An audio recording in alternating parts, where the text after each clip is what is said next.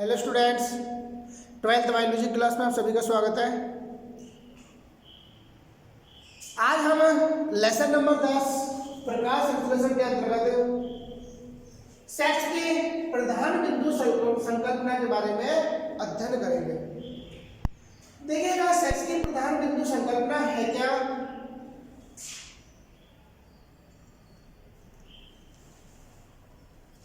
इस संकल्पना के प्रतिपादक है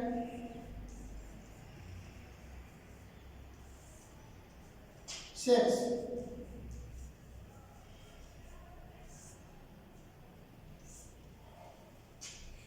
किसने प्रतिपादित की बेटा?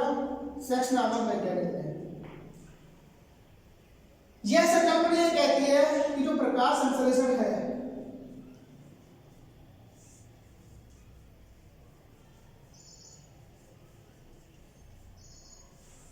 या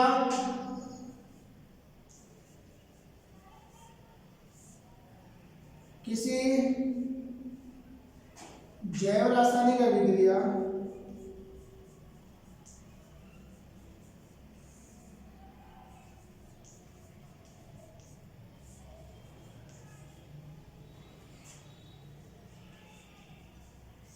तीन प्रमुख मान होते हैं।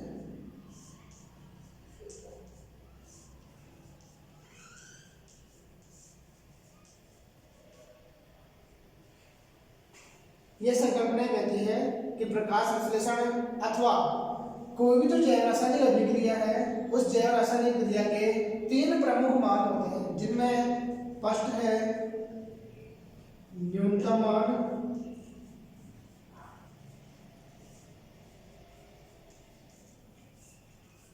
चूंकि हम यहां बात कर रहे हैं प्रकाश संश्लेषण की, तो यह कारकों की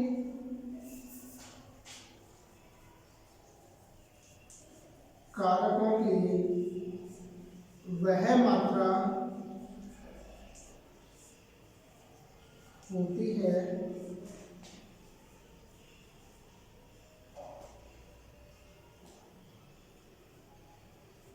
जो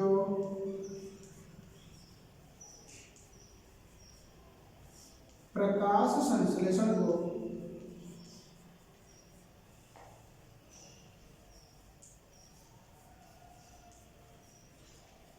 प्रारंभ करती है।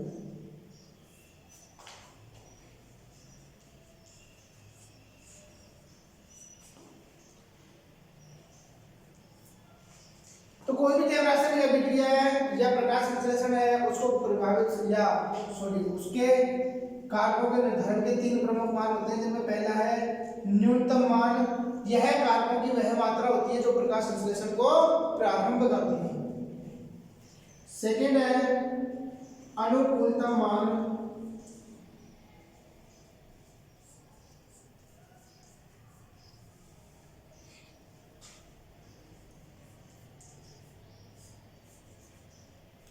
तो यह कारकों की वह मात्रा होती है, क्या है?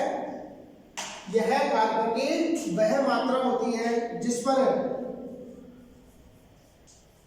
प्रकाश संश्लेषण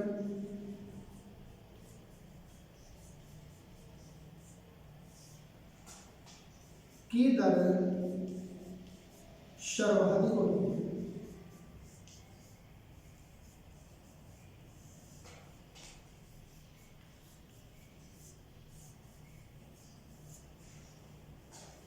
और लास्ट है थर्ड अधिकतम मान।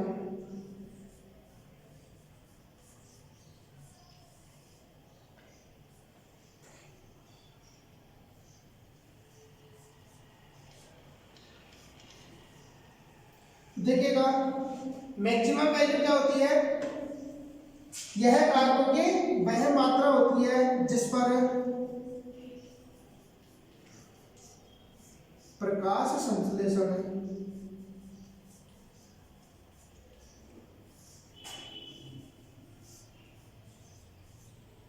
की दर कम हो जाती है।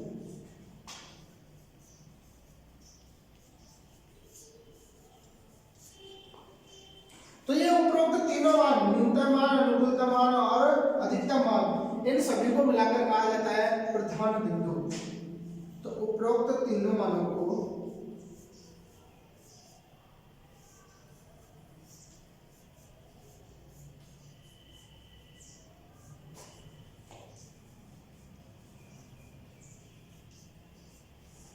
क्या कहते हैं बेटा?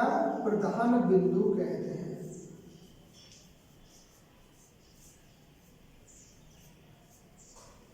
तो देखो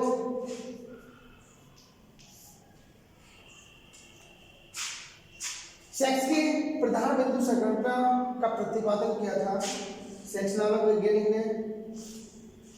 यह संकल्पना यह कहती है कि प्रकाश संश्लेषण अथवा किसी जैव रासायनिक क्रिया को प्रभावित करने वाले जो कारक है इनके तीन प्रमुख मान होते हैं। कितने मान होते हैं बेटा?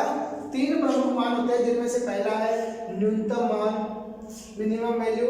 यह कारकों की वह मात्रा होती है जो प्रकाश संश्लेषण को प्रारंभ करने के लिए आवश्यक होती है। सेकंड है अनुकूलता मान। यह कारकों की वह मात्रा होती है जिस पर प्रकाश संश्लेषण की दर कैसी होती है? सर्वाधिक होती है। ठीक है। और लास्ट है थर्ड अधिकतम मान। यह कारकों की वह मात्रा होती है जिस पर प्रकाश संश्लेषण की दर क्या हो जाती है? कम हो जाती है। तो ये तीनों मान, न्यूनतम मान, अनुकूलतम मान और अधिकतम मान, इन तीनों मानों को प्रधान बिंदु कहा जाता है। क्या कहते हैं बेटा? प्रधान बिंदु। नेक्स्ट देखिएगा,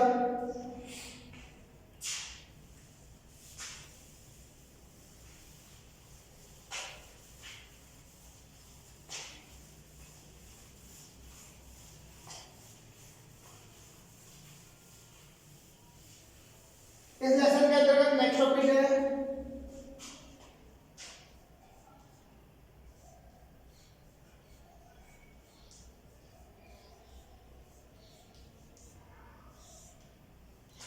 ब्लैकमैन का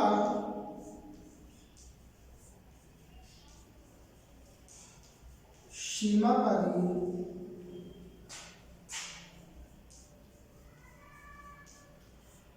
कारकों का नियम।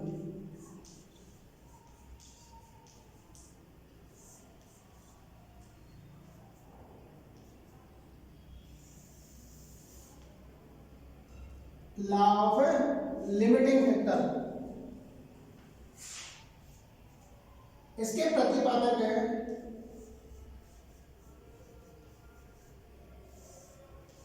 ब्लैकमैन।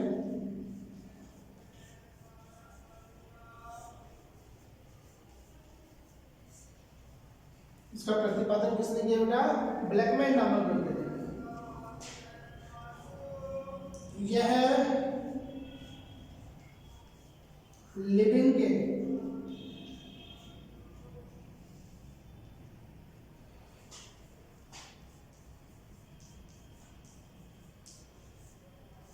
कारकों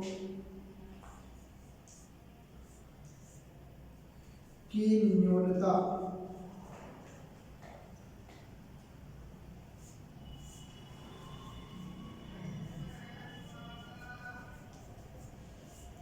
के नियम का रूपांतर है।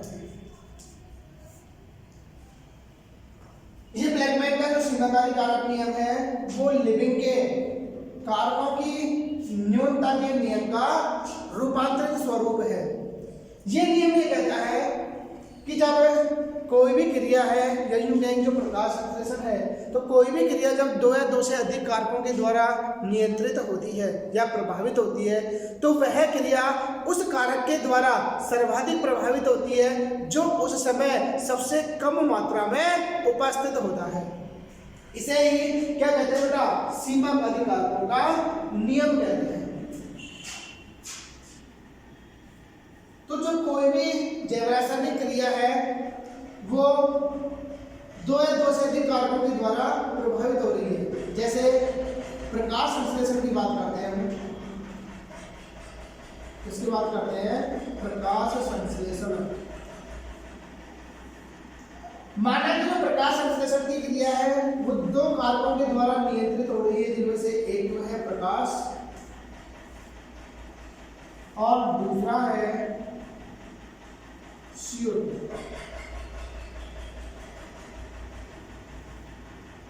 माना कि प्रकाश संश्लेषण की क्रिया प्रकाश के द्वारा भी प्रभावित हो रही है और CO2 के द्वारा भी प्रभावित हो रही है। तो सीमाकारी कारकों का नियम यह कहता है कि कोई भी जैव रासायनिक क्रिया उस कारक के द्वारा सर्वाधिक प्रभावित होती है जो कि उस समय सबसे कम मात्रा में उपस्थित होती है। जैसे माना ये दोनों के द्वारा प्रभावित होती है, तो प्रकाश तो पूर्ण मात्रा में उपस्थित है, क्या है तो पूर्ण मात्रा में है।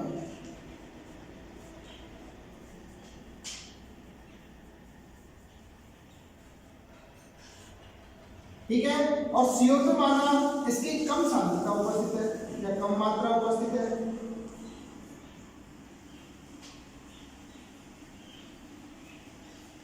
तो दो कारकों के द्वारा नियंत्रित हो रही है माना प्रकाश संश्लेषण की क्रिया, जिनमें एक तो प्रकाश हो गया और दूसरी होगी CO2। तो प्रकाश तो यहाँ पर पूर्ण मात्रा में उपस्थित है, अर्थात प्रकाश की कोई कमी नहीं है, लेकिन कमी किसकी है? CO2 की। तो इस समय यह अभिक्रिया अर्थात प्रकाश संश्लेषण की क्रिया इस CO2 के द्वारा सर्वाधिक प्रभावित होगी, क्योंकि CO2 उस समय कम मात्रा में उपस्थित है।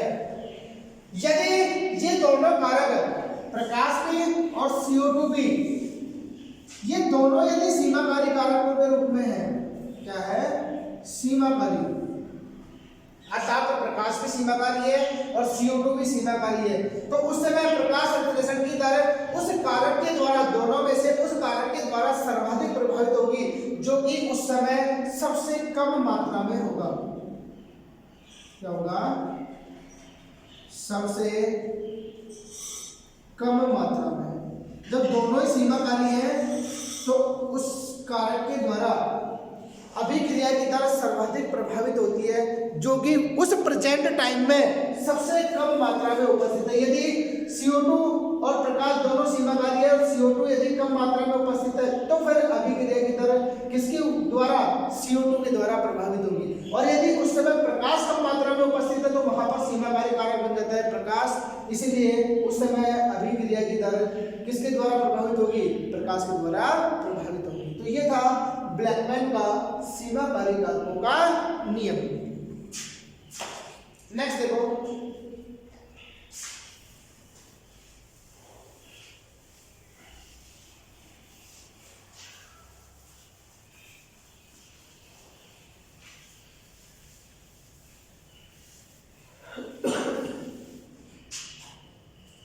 नेक्स्ट टॉपिक है बेटा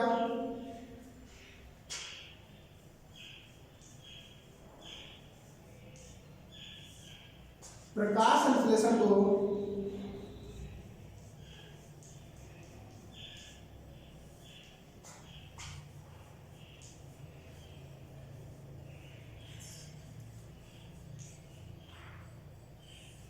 प्रभावित करने वाले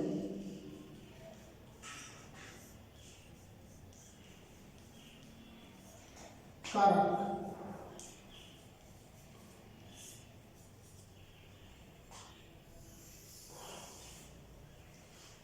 तो नेक्स्ट टॉपिक है इस लेसन में प्रकाश संश्लेषण को प्रभावित करने वाले कारक, अर्थात कौन कौन से ऐसे फैक्टर हैं जो कि प्रकाश संश्लेषण की क्रिया को प्रभावित करते हैं। तो प्रकाश संश्लेषण की क्रिया को प्रभावित करने वाले कारकों को हम दो भागों में बांट सकते हैं, एक तो बाह्य कारक और एक आंतरिक कारक। तो इसमें प्रश्न है कैपिटल ए बाह्य कारक।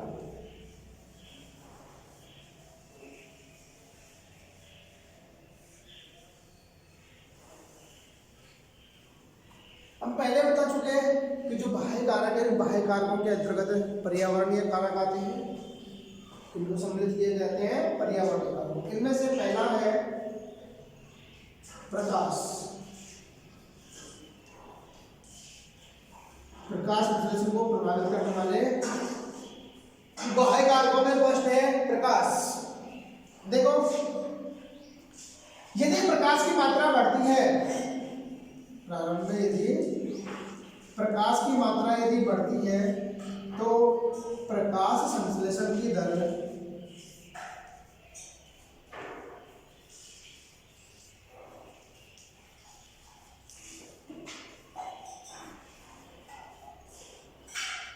भी वृद्धि होती है। तो प्रारंभ में यदि हम प्रकाश की मात्रा बढ़ाएंगे, ठीक है, तो प्रकाश संश्लेषण की दर की मात्रा में भी इंक्रीजमेंट होगा, अर्थात वृद्धि होगी। लेकिन यदि प्रकाश की मात्रा बहुत अधिक हो जाए, प्रकाश की मात्रा क्या हो जाए, बहुत ही अधिक हो जाए, तो उस समय हरित लवक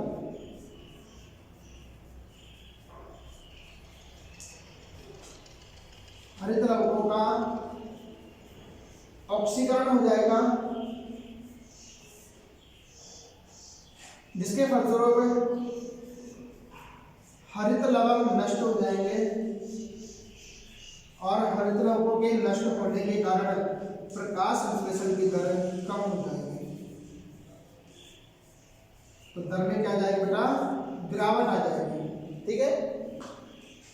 तो प्रारंभ में प्रकाश की मात्रा बढ़ने पर प्रकाश संश्लेषण दर बढ़ेगी, लेकिन यदि प्रकाश की मात्रा अधिक हो जाए तो उस समय हरित लवकों का ऑक्सीकरण हो जाएगा और हरित लवकों के ऑक्सीकरण से हरित लवक नष्ट हो जाएंगे, जिसके फलस्वरूप प्रकाश संश्लेषण की दर घट जाती है।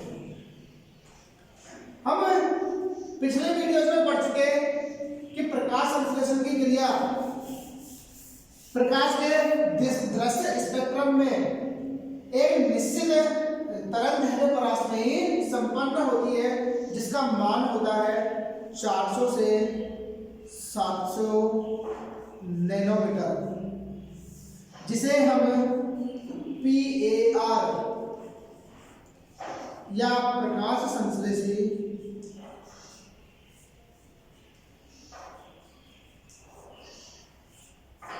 सक्रिय विकिरण कहते हैं।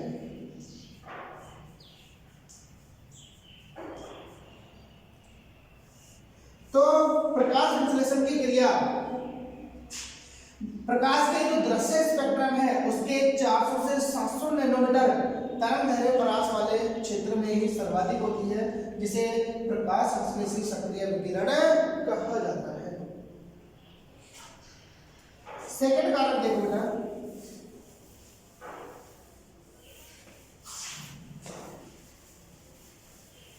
दूसरा कारक है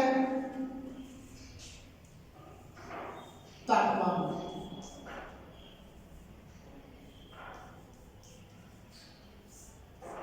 सेकंड कारक है बेटा तापमान। तो प्रकाश संश्लेषण की क्रिया एक अनुकूलतम तापमान पर होती है,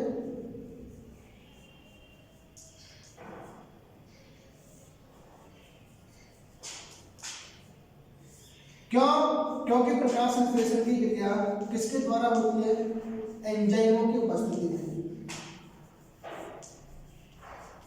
और एंजाइमों की उपस्थिति में संपन्न होने के कारण जो एंजाइम है निश्चित ताप परास पर सर्वाधिक क्रियाशील होते हैं। उससे यदि कम तापमान हो जाए तो एंजाइम निष्क्रिय हो जाते हैं और अधिक तापमान हो जाए तो एंजाइम डिस्ट्रॉय हो जाते हैं, जिसके फलस्वरूप अभिक्रिया की दर घट जाती है। तो यहाँ भी जब टेम्परेचर कम या अधिक होता है तो उस समय प्रकाश संश्लेषण की दर प्रभावित होती है, क्योंकि ये किसकी उपस्थिति में होती है, एंजाइम की उपस्थिति में। तो सामान्यतया 10 से लेकर 30 डिग्री सेंटीग्रेड ताप पर प्रकाश संश्लेषण की दर बढ़ती है। 10 से 30 के बीच में यदि रेंज होगी टेम्परेचर की तो क्या होगी, प्रकाश संश्लेषण की दर इंक्रीज होती है अर्थात बढ़ती है। लेकिन इससे यदि कम या अधिक तापमान हो जाए तो प्रकाश संश्लेषण की दर घट जाती है। तो ये टेम्परेचर है। नेक्स्ट प्रभावित करने वाला कारक है बेटा थर्ड कारक है CO2 की मात्रा।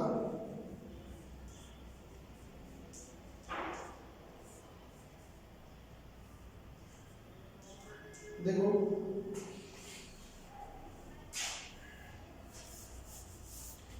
यदि प्रारंभ में CO2 की मात्रा बढ़ती है, क्या बढ़ती है, CO2 की मात्रा बढ़ती है तो प्रकाश संश्लेषण की दर भी बढ़ती है, क्योंकि जैसे जैसे CO2 की मात्रा में बढ़ाएंगे धीरे धीरे, ठीक है, तो प्रकाश संश्लेषण की दर प्रारंभ में बढ़ती है। लेकिन जब CO2 की मात्रा अधिक हो जाती है, क्या हो जाती है, इसकी अधिक सांद्रता हो जाती है। तो CO2 की अधिक सांद्रता होने पर रंध्र बंद हो जाते हैं, क्या हो जाते हैं, रंध्र बंद हो जाते हैं, और रंध्रों के बंद होने के कारण प्रकाश संश्लेषण की जो दर है वो घट जाती है। तो ये था CO2। नेक्स्ट प्रभावित करने वाला कारक है फोर्थ जल। देखो प्रकाश संश्लेषण की क्रिया में जल सामान्यतया सीमाकारी नहीं होता है, अर्थात जो जल है इस जल के द्वारा सामान्यतया प्रकाश संश्लेषण की क्रिया प्रभावित नहीं होती, ठीक है। लेकिन क्योंकि हम देखते हैं जल अवशोषण में पढ़ चुके कि पादप कुल अवशोषित जल का लगभग 1%, कितना, 1% उपापचयी क्रियाओं में प्रयुक्त करते हैं, ठीक है। तो इतना जल पादपों के लिए हमेशा अवेलेबल होता है कि वो प्रकाश संश्लेषण आसानी से कर सके। इसीलिए सामान्यतया जल के द्वारा प्रकाश संश्लेषण की क्रिया प्रभावित नहीं होती। लेकिन जब जल बहुत कम मात्रा में उपस्थित हो, क्या हो, जल बहुत ही कम मात्रा में है इस भूमि में, ठीक है, उस समय यह जल सीमाकारी कारक बन जाता है, ठीक है। और जैसे ही जल सीमाकारी कारक बनेगा तो उस समय प्रकाश संश्लेषण की दर है वो क्या हो जाएगी, जल के द्वारा प्रभावित हो जाती है, ठीक है। तो हम कह सकते हैं कि जो जल है इस जल के द्वारा प्रकाश संश्लेषण की क्रिया सीधे ही प्रभावित न होकर अप्रत्यक्ष रूप से प्रभावित होती है। नेक्स्ट है पांचवा कारक ऑक्सीजन सांद्रता।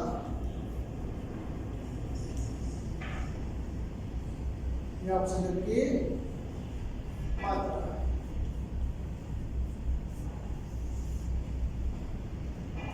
देखो जब ऑक्सीजन की मात्रा अधिक होती है, ठीक है, तो उस समय जो हरितलवक है इन हरितलवकों का ऑक्सीकरण हो जाता है, जिसके फलस्वरूप प्रकाश संश्लेषण की दर कम हो जाती है। तो ये थे प्रकाश संश्लेषण की प्रक्रिया को प्रभावित करने वाले कारक, जिनमें कौन से थे, ये बाह्य कारक शास्त्र। नेक्स्ट देखते हैं इसमें आंतरिक कारक।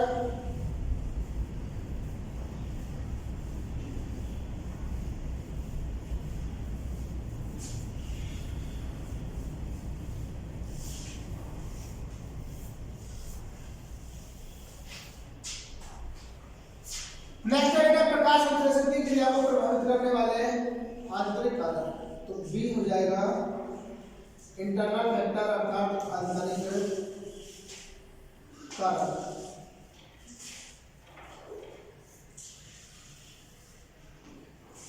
इंटरनल फैक्टर में नंबर 1 है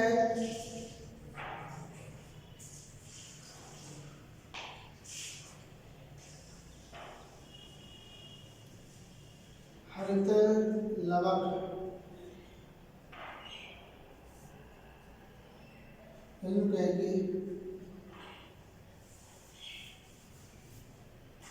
पर्णहरित की मात्रा,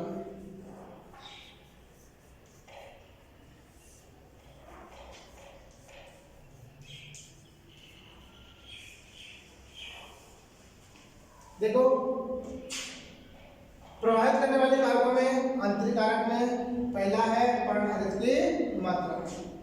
जब पर्णहरित की मात्रा बढ़ने पर प्रकाश संश्लेषण की दर बढ़ जाती है। तो यदि पर्णहरित की मात्रा बढ़ेगी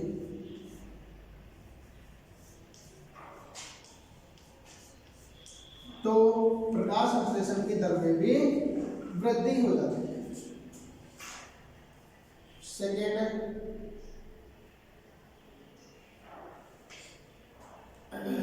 पत्ती की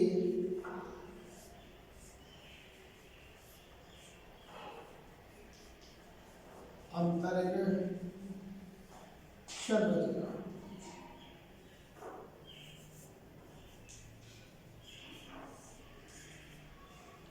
तो प्रभावित करने वाले कारकों में सेकंड है पत्ती की आंतरिक संरचना। तो पत्ती की आंतरिक संरचना में यदि हम देखें तो पत्ती की आंतरिक संरचना में जो रंध्र हैं, रंध्रों की संख्या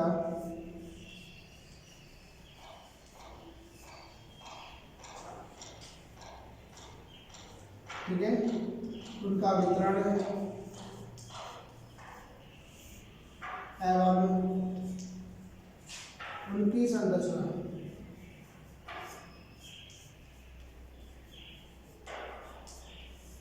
ये सभी प्रकाश संश्लेषण की दर को प्रभावित करने का कार्य करते हैं। तो पत्ती की आंतरिक संरचना में हमने देखा पत्ती में क्या होते हैं, रंध्र पाए जाते हैं। तो रंध्रों की संख्या, रंध्रों का वितरण तथा उनकी संरचना ये सभी मिलकर किसको, प्रकाश संश्लेषण की क्रिया को प्रभावित करने का कार्य करते हैं। क्योंकि यदि रंध्रों की संख्या अधिक होगी, ठीक है, तो वहां पर प्रकाश संश्लेषण की दर बढ़ जाती है। नेक्स्ट तीसरा कारक है संचित भोजन की मात्रा।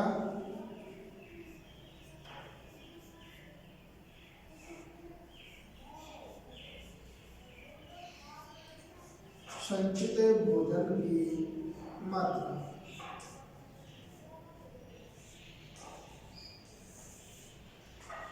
देखो सीधा सा फैक्टर है कि जैसे जैसे संचित भोजन की मात्रा यदि बढ़ती है, ठीक है, तो वैसे वैसे प्रकाश संश्लेषण की दर कम हो जाती है।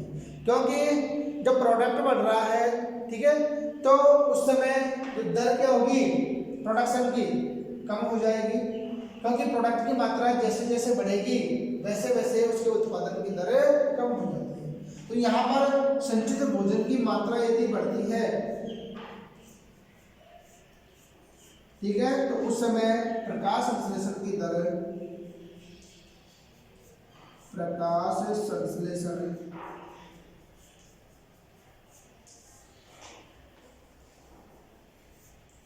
की दर घट जाती है। लेकिन यदि संचित भोजन किसी अन्य भाग में स्थानांतरित हो जाता है, संचित भोजन यदि अन्य भाग में, पादप का जो कोई भी दूसरा भाग होगा उसमें यदि स्थानांतरित हो जाता है, तो उस समय प्रकाश संश्लेषण की दर बढ़ जाती है, क्योंकि उस जगह पर संचित भोजन की कमी हो गई। मतलब संचित भोजन की कमी हो गई तो दर ऑटोमेटिकली बढ़ जाती है। लेकिन जब संचित भोजन की दर जब संचित भोजन की मात्रा किसी जगह पर बढ़ जाती है तो उस समय प्रकाश संश्लेषण की दर डिक्रीज हो जाती है। ठीक है, तो ये था बेटा प्रकाश संश्लेषण को प्रभावित करने वाले कारक। इस लेसन में इतना ही। Thank you.